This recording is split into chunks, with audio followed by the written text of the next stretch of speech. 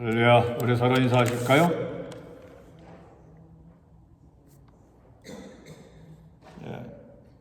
잘 오셨습니다. 제 이름으로 축복합니다. 자식이 못된 짓을 하면 부모가 꾸지람하고 매질하고 또 속상해하죠. 어떤 심한 부모는 자식에게 욕까지도 하죠. 근데 그것을 본 이웃집 아주머니가 꾸지람 듣고 욕 듣고 매질 당하는 그 아들 보고 그놈 못된 놈, 망할 놈이라고 욕하면 그 아주머니 아주 실수한 겁니다. 왜요? 엄마는 자식을 사랑하는 마음으로, 안타까운 마음으로 눈물 나면서 욕하고 매질하고 꾸지람하는데 망하라고 그러는 게 아니거든요.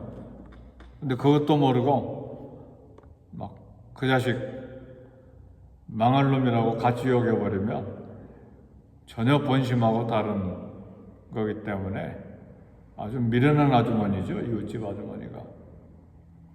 가끔 가다 보면 남편을 되게 막 흠을 다 잡으면서 욕하는 아내를 보는데 거기 맞장구 치지 마세요. 그 맞장구 쳤다간 원수 됩니다. 남편 사랑하고 속이 상해가지고 지금 하소연하고 있는데 그 남편 망할 놈 쫓아내버리세요.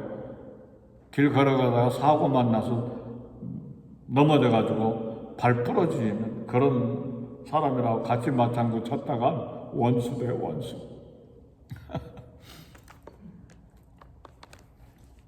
사람이 지혜가 있어야죠. 그죠? 오늘의 본문의 말씀이 그 말씀이에요. 이사야서 29장 1절 8절 보니까 하나님 아버지 마음이 이런 마음으로 가득해요.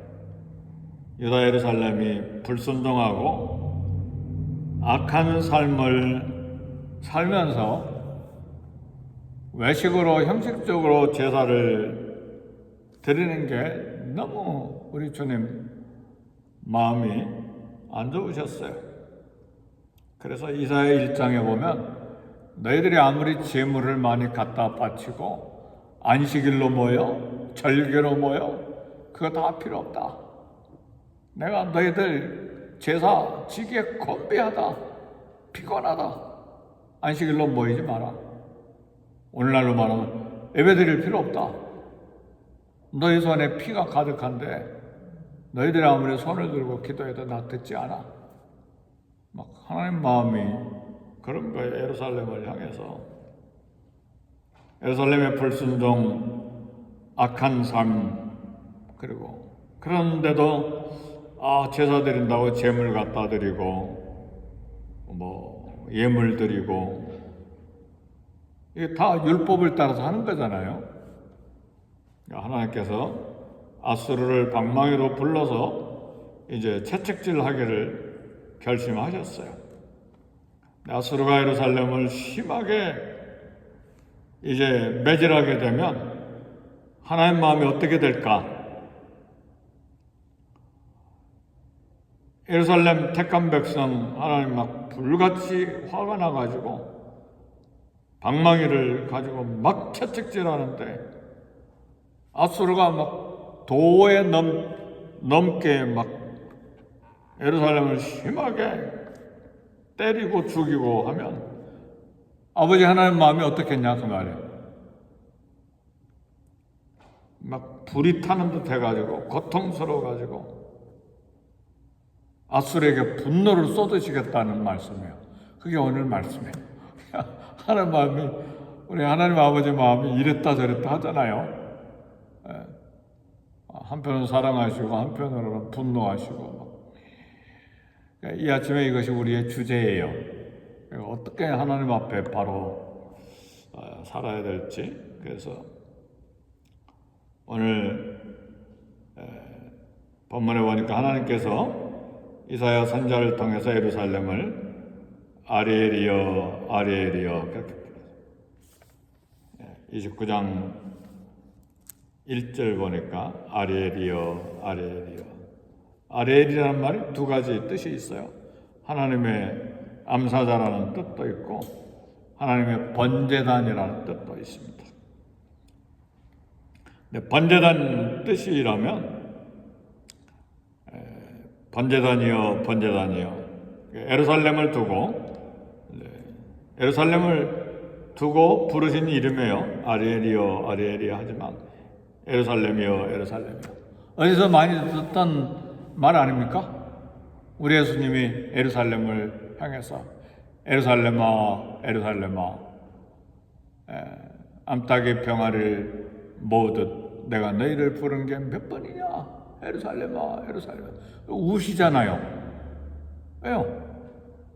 이제 그 죄 때문에 예루살렘이 파괴되고 아이벤 임신한 여자들이 배가 갈라서 죽임을 당하고 수십만 다 죽임을 당하고 포로로 잡혀가고 또 예루살렘 성전도 완전히 파괴돼 버리고 흔적도 없이 다 파괴될 것이고 예루살렘이여 예루살렘이여 우리 예수님도 우시잖아요.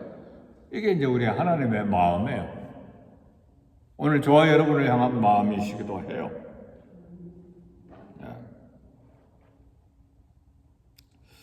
예루살렘 끊임없이 하나님 앞에 제물을 드렸어요. 그 말은 끊임없이 예배드리고 헌금도 하고 기도도 하고 법을 따라서 끊임없이 종교 생활을 했어요. 그걸 종교 생활이라고 해요.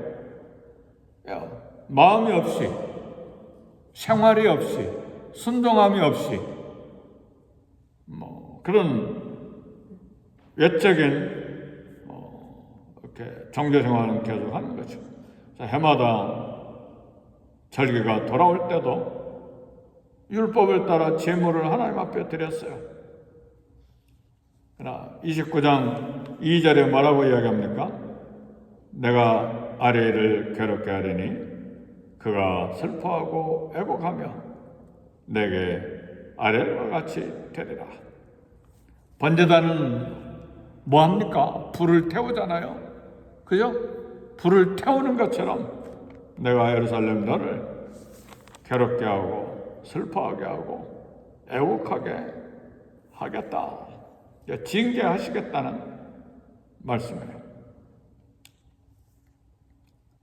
그래서 하나님께서 아무리 예루살렘의 제물을 바쳐도 아렐과 같이 불로 번제단에서 태워버리는 것처럼 예루살렘을 치시겠다는 말씀이에요.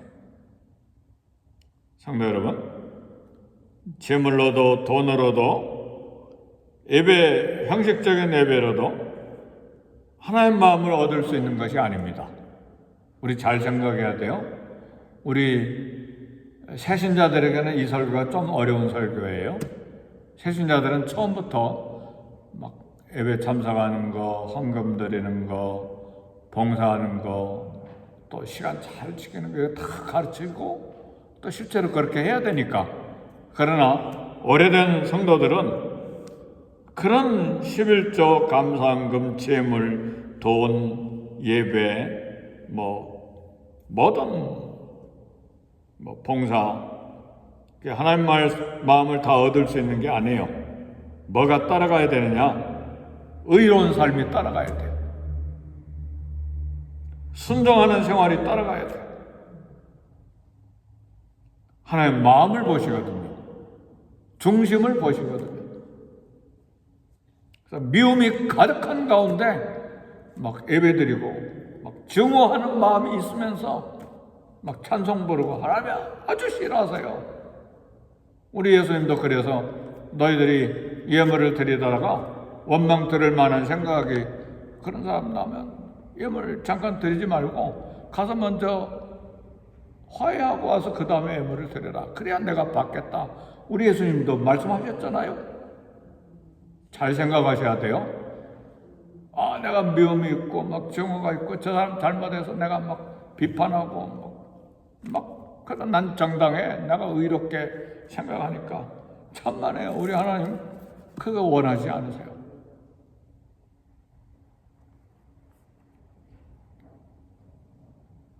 제물만 드리면, 율법만 만족시키면 하나님 마음을 만족시킬 수 있다고 생각하는 그것이 위험해요. 하나님께서 적군에게 예루살렘을 내주셔서 예루살렘의 슬픔과 애곡과 괴로움이 가득하게 할 것이라는 말씀이에요. 그러나 실제로 예루살렘은 절망적인 순간이죠. 왜요?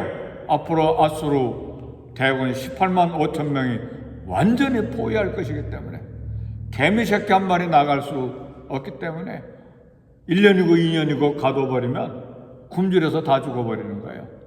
그렇죠? 그래서 히스기야는요, 적군들을 이제 방어하기 위해서요, 오래 가두고 있으면 그 높은 예루살렘 성에 물을 먹을 수가 없잖아요. 높은 산이니까. 그래서 저 밑에 실로암 밑에 있잖아요. 수백 미터 밑에. 그 땅을 다 파가지고 예루살렘 성 밑에까지, 성까지 내려오게 했어요. 더 깊게 파가지고 물이 흘러들어오게. 그럼 어떻게 그 물을 먹느냐? 몇 층씩 내려간 땅으로 내려가서 그걸 기르다 먹었어요. 이번에 우리 예루살렘 이스라엘 여행할 때 그 밑에까지 다 내려갔어요. 몇 층이고 내려가서 몇십 미터 내려가는지 잘 모르겠어요. 내려가가지고 물이 들어오는데 그 물길을 따라서 깜깜한데 무릎까지 차더라고요. 그렇게 쭉 성 밖으로 실로암까지 가는 그런 여행을 좀 했습니다. 위급하잖아요.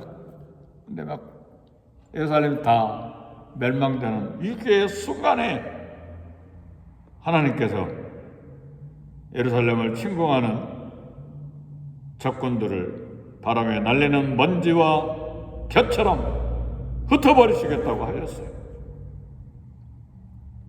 가장 절망적이고 기대하지 못한 순간에 하나님께서 예루살렘을 구하시는 역사를 체험하게 하시겠다고 하셨어요.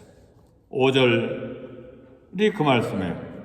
그럴지라도 네가 그처럼 형식적으로 마음 없이 외식적으로 그렇게 해서 내가 너를 티끌처럼 날아가게 할지라도 네 대적의 무리는 세미한 티끌 같겠고 강포한 자의 무리는 날려가는 벼 같으리니 이 일이 순식간에 갑자기 일어날 것이라. 6절 만군의 여호와께서 우레와 지진과 큰 소리와 회오리바람과 폭풍과 맹렬한 불꽃으로 너 예루살렘을 침공하는 적군들을 징벌할 것이라. 하나님의 마음이에요. 이게 우리 아버지의 마음이에요. 그래서 나중에 저 뒤에 가면 30몇 장에 가면 예루살렘을 포위하는 아수르 군대가 이제 밤사이에 주의 사자에 의해서 18만 5천 명이 한밤에 다 시체가 되어버리는데 그 천사가 어떻게 18만 5천 명을 시체가 되게 했을까? 이제 상상하기에 29장 6절의 말씀이에요. 6절의 말씀. 그 천사가 뭘로 18만 5천 명을 죽였을까? 다 같이 한번 읽어봅시다. 시작. 만군의 여호와께서 우레와 지진과 큰 소리와 회오리바람과 폭풍과 맹렬한 불꽃으로 그들을 징벌할 것이죠. 이게 천사가 한 일이라 이렇게 해석할 수 있어요. 18만 5천 명 어떻게 죽였을까? 전염병일까? 그런데 다행히 29장 6절에 그 군대를, 아수르 군대를 그걸로 징벌하시겠다고 말씀하신 것이니까요.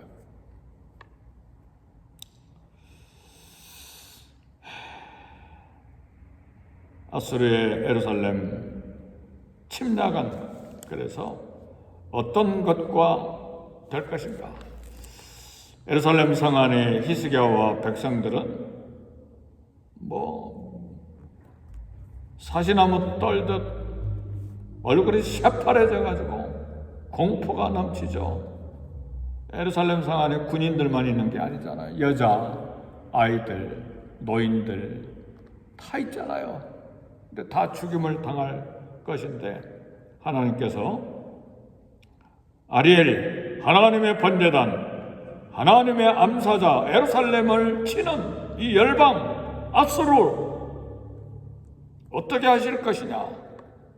마지막 8절에 보니까 줄인 자가 꿈에 먹었을지라도 깨면 그 속은 여전히 비고 목마른 자가 꿈에 마셨을지라도 깨면 곤비하며 그 속에 갈증이 있는 것 같이 시온산을 치는 열방의 무리가 그와 같으리라. 꿈에 아무리 먹어도 깨고 나면 배고프잖아요. 꿈에 아무리 물을 마셔도 깨고 나면 여전히 갈증이 있잖아요. 그 생각이 나네요. 신학교 다닐 때 헬라 히브리어 가르치는 교수님이 죄송합니다. 인종차별하는 이야기가 아니고 그분 표현이 깜둥이 세수 하나 마나 꿈에 밥 먹으나 마나 늘 그런 이야기를 했어요. 그 이야기는 뭐냐면 헬라 히브리어 아무리 가르쳐도 외우고 공부 안 하면 하나마나 그 이야기예요. 재밌죠?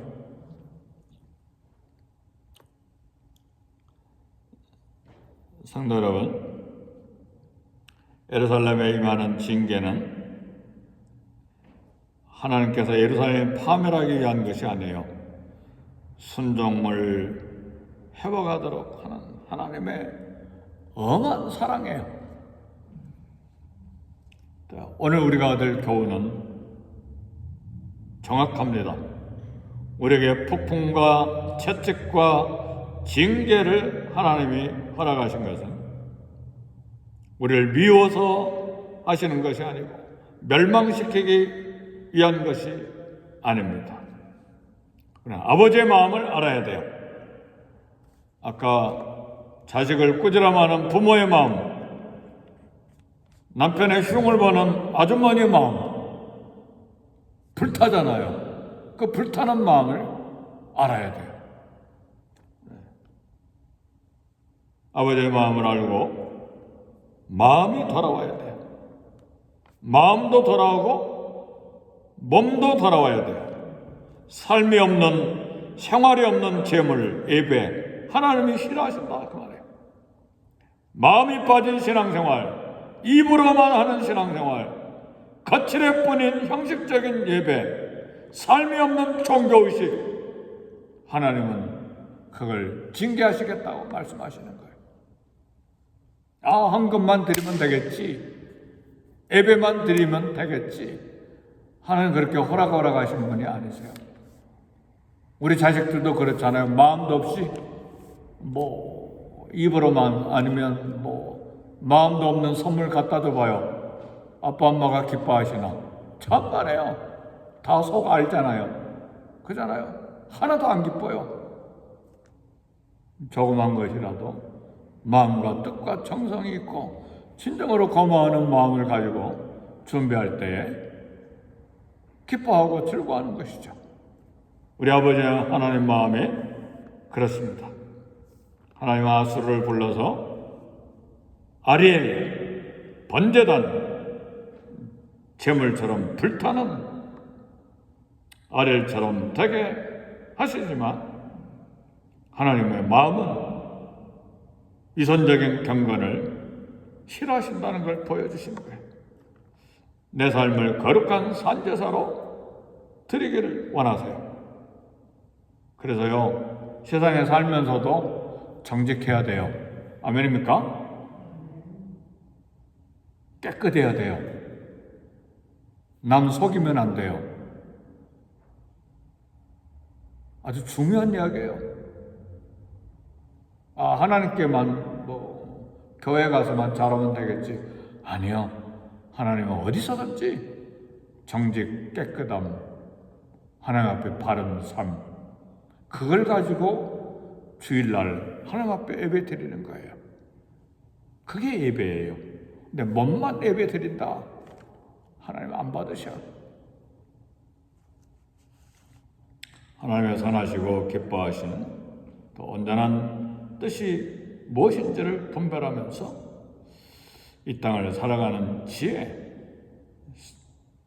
온전한 삶이 하나님 앞에 늘 있기를 위해 결단하고 기도해야 합니다. 우리 다 같이 기도하겠습니다. 기도하실 때 먼저 우리 자신을 위해, 자녀들을 위해, 또 직장과 일터를 위해 기도하시되 먼저 교회를 위해서 간절히 기도하고 미국과 또 전쟁터 또 우리 선교사님들을 위해 기도하시겠습니다.